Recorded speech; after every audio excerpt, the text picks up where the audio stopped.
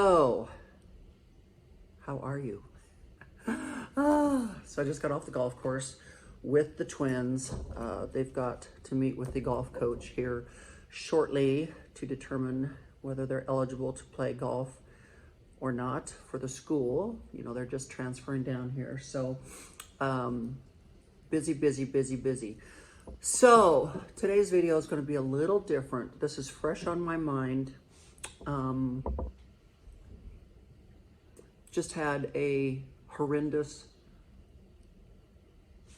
phone call with my girlfriend. This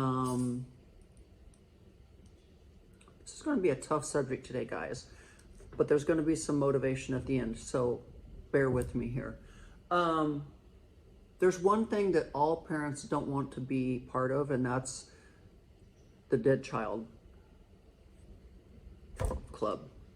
And there's just no other way to put it than that. And that's how she put it to me on the phone today, was she said, I didn't want to be part of the dead child club. And I'm like, none of us signed up for that. But she's like, I don't want to be in this club anymore. And I'm like, well, unfortunately, you don't have that choice. God made that choice for you. And the best you can do is accept it. She's like, I can't. I'm very mad at God. And I said, I understand that too. I too went through a period of time where I was extremely mad at God. I lost my faith. I blamed God for everything that had happened when I lost my son. And after a few years, I started to realize that in order for me to be able to work through and work with what had been handed to me, I needed to get back to God, and I needed to get back to having my faith in God, because He too shall have us reunited again someday. Now, she doesn't believe that right now. She's very upset. She's in a totally different spot, as I was also during that period of time. But I've reassured her that it's going to happen. It's going to happen. Yeah, so I don't even know if some of you knew what my son looked like. This is my son. So this was his senior picture taken. And very tall kid. Very tall kid.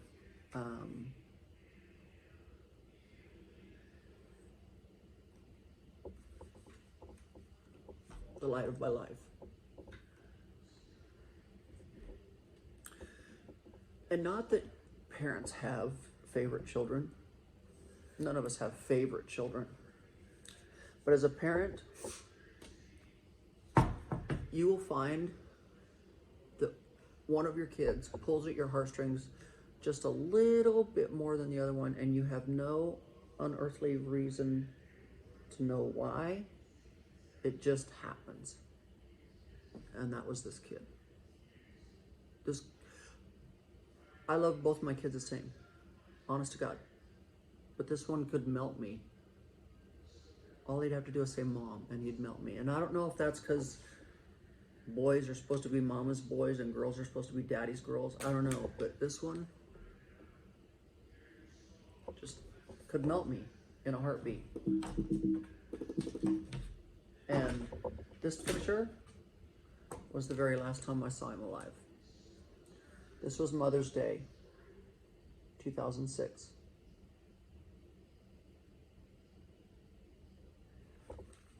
And that was in the parking lot of Applebee's. And we just got done eating and we were saying goodbye so Lamar and I could get on an airplane and come back home. And this was the last time I saw him. And this picture stands for a lot. This was the last time I saw him. This was the last time I heard him say, I love you.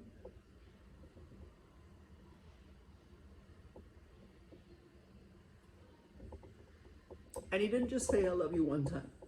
Michael was the kind of kid that had to say, I love you a million times. He would say like, Mom, blah, blah, blah, blah, blah. Okay, I'm going to go now. I love you. And then he turned back around. Oh, Mom, I forgot to tell you this. And he would tell me something else. Okay, I love you. Hug, hug, hug. Kiss, kiss, kiss. So this particular day, I got like probably 25 I love yous, 25 hugs. And it was the last time I saw him, the last time I touched him, the last time I hugged him. But I don't just sit and look at this and think bad and think negative and cry and just sit and stare at it. I look at this and I look at it and go, oh my God, I raised such an amazing child. Oh my God, this was my kid. Oh my God, God let me love this child for 19 years. So when I look at these pictures, I no longer look at them and want to cry about how much I miss him, because I do. But instead I try to look at these pictures and I try to think of what an amazing child I helped raise. What an amazing young man he turned out to be. What an amazing impact he had in my life. So that's what I mean by, instead of focusing on the bad and the negative and the loneliness and the sadness, you need to look at pictures like this and think of what an impact they made. How did they change your life? How did they make you as a person?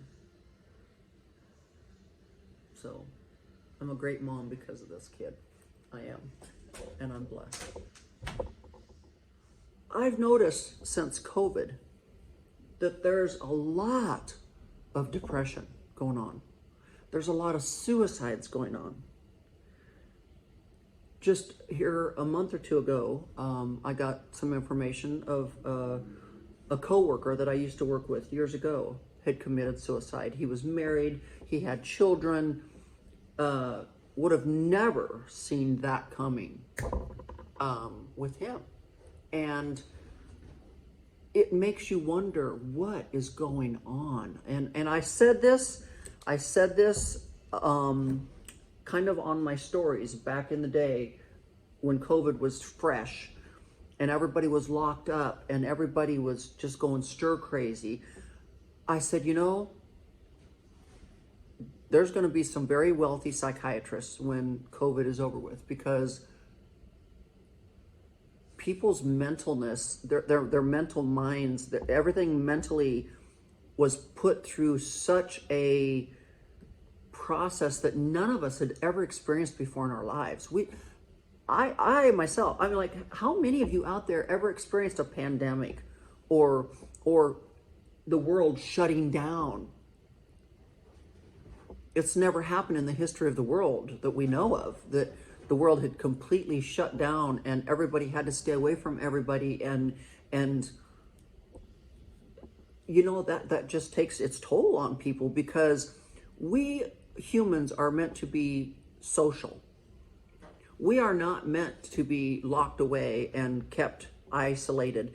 You know, now you kind of understand what it's like to be a prisoner of war or something, where they put you in isolation, and you hear of these people that are put in isolation and they go bat crazy because you can't stand being alone and alone with your thoughts, and it drives you crazy. And so I wanted to touch on this today, not only kind of on the mental illness part of what happened through all this pandemic and everything else, but also what mentally happens to you when you lose a loved one or a child or whatever. I mean, regardless if it's a mom, a dad, a grandma, your child, whatever, there is something mentally that happens to you. And it's like I was telling my friend today, an idle mind can cause harm, because as long as you are idle and quiet and left alone to be with those thoughts, they can take you down a very dark, deep hole. And she's been experiencing that. And I experienced that. And I had doctors asking me if I needed some form of medication to help me get through all that and everything. And like I said, I went back and I reverted back to my faith in God and working out, because the gym was the one place where I could take my aggression out. I could, if I was mad at God or if I was mad at anybody, I could just go in there and lift weights and grunt and groan and slam weights around and just take my frustrations out in the gym. And I would always feel better afterwards. And so I told her, and you know, she doesn't work. She stays at home, and she's dedicated her whole marriage and life to being married and raising her children and everything. And so she does a lot of charity work and stuff like that, but she has a lot of idle time. And what's happened, and what happens to a lot of people, is they let that idle time get them in trouble, because they get alone with their thoughts. And then they just zero in on the bad. And then they just keep focusing on the bad. And that eventually drives you to drink, drives you to do drugs, drives you to do all kinds of weird things, you know. And unfortunately, sometimes when you go down that path, it's hard to get back out of that. Sometimes some people have a hard time when they get down in that dark rabbit hole. They don't want to come out, or they don't know how to come out, or it's hard to come out. And sometimes they come out and then they slip back in. And so I have said it a million times that therapy is the best thing. To be able to sit and talk to someone. And it doesn't, I don't agree with it always being a friend, because a lot of times your friends will tell you what you want to hear. A therapist doesn't always tell you what you want to hear. They a lot of times tell you what you need to hear. And so I'm a firm believer in seeing a psychiatrist, seeing someone for help, like someone to go through therapy with. Because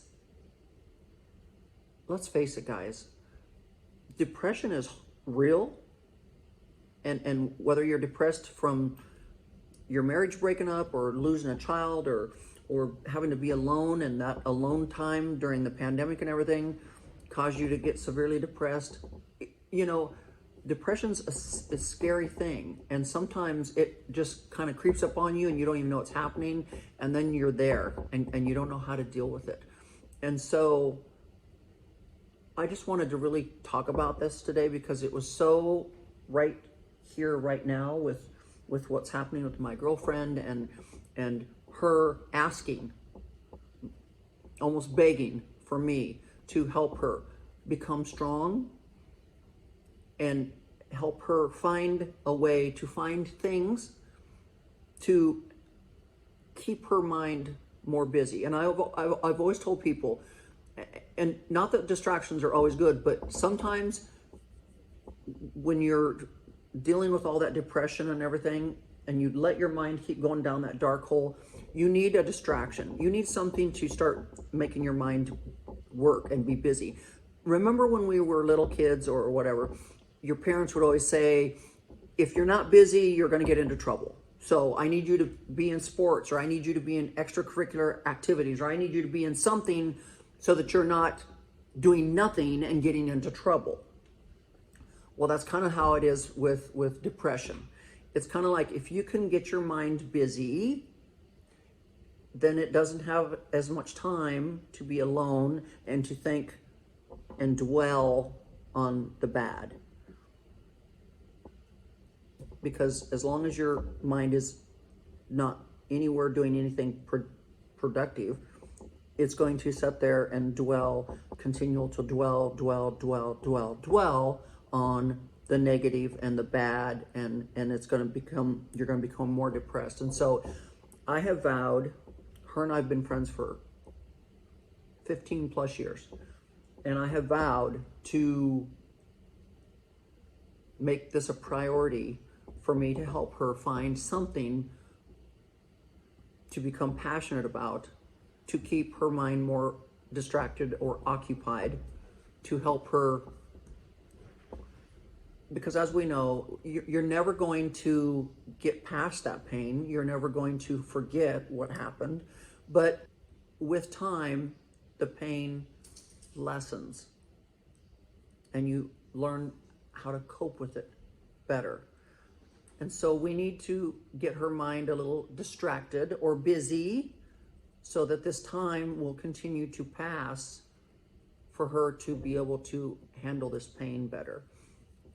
And it's like I told her, I said, right now you don't want your legacy to be that, oh, like if you were to pass away today, they'd be like, oh my God, since her son's passing, she's just been so messed up and whatever. You don't want that. You don't want that. You want them, when it is your time to go, for them to go, oh my God, she had such an impact and she was this kind of a person. And you don't want them to think all they saw was you curled up in a corner, just not handling things well. And I know that's easier said than done.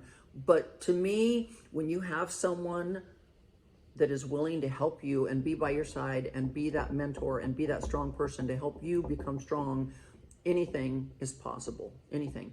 And whether that's a therapist or whatever it might be, like you've got to get out there and reach out for that help. And like I said, right now, I just hearing the amounts of suicides and the amount of people that are losing their lives over the depression and over the stuff that they're going through. And I think it just intensified 150% because of the pandemic and everything, because we're not meant to be alone with our thoughts, alone and lonely. It's just not in the cards. So depression's real and it can affect people in many, many different ways. And so the one thing I always did was when somebody would say to me, Teresa, how are you able to deal with this so well? And I'd be like, well, first of all, I'm not dealing with it well. It may look like I am, but I always felt like somebody was always having it worse than me.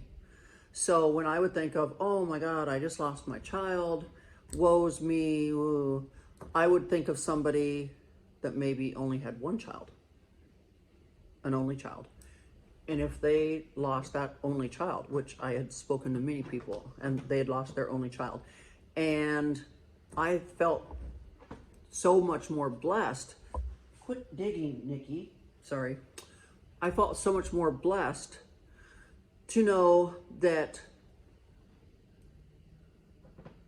I had it luckier than them, because I still had another child.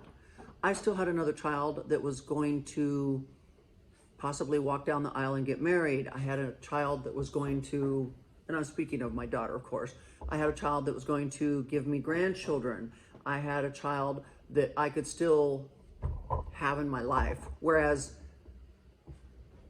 somebody that only had one child and they lost that one and only child, they would never see that wedding. They would never see grandchildren. They would never see that kind of stuff. So I guess when I would always think of what was me, I would always realize that there were people out there that had it way worse than me. So why am I having such a pity party? And what good was that pity party going to do? Make me feel worse. And so I would have my moment. I would allow myself to have that moment, whether it was 5 minutes or whether it was an hour. But then I would say, okay, enough's enough. Let's be productive today. Let's get something done. And I know some of you are going to go, that's easier said than done, Teresa. Sometimes I need to just stay in bed the whole entire day. And I'm like, no, you don't. You really don't. Because all you're doing is laying in that bed, keeping those same thoughts right there. And the more you keep those thoughts right there, the sadder you get. The sadder you get, the more depressed you get. So it becomes a very vicious cycle. And there's only one person that can break that vicious cycle, and it's you. It's you. Remember my old saying too, The only person standing in the way of your success is you. You are in control of your emotions, your thoughts. You are in control. No one else is. You didn't give anyone else that power to have control over your emotions and your thoughts. It's you. So when you get yourself into this cycle and you feel like you can't get out, that's when you need to reach out for help. And whether it's a friend or whether it's a therapist, you know, friends will sometimes tell you what you want to hear, not what you need to hear. So I don't know, guys. I don't want to be a Debbie Downer today. I don't want to, but I just wanted to bring this to the forefront and talk about it and let people know. I myself, you know, it's been 16 years now since my son was killed in that car wreck. And some days it feels like it was just yesterday. And some days it seems like it's been forever, you know? And I'm thinking, wow, in a couple more years, he will be in heaven as long as he was on this earth. And it doesn't even seem possible, but it is. It's like strange how time has passed. Is it as painful today as it was that first couple years? No. No. Do I think of him just as often? Yes. But what I try to do is I try to think and remember the good times and not so much, oh my God, what was it like that day he passed away? Oh my God.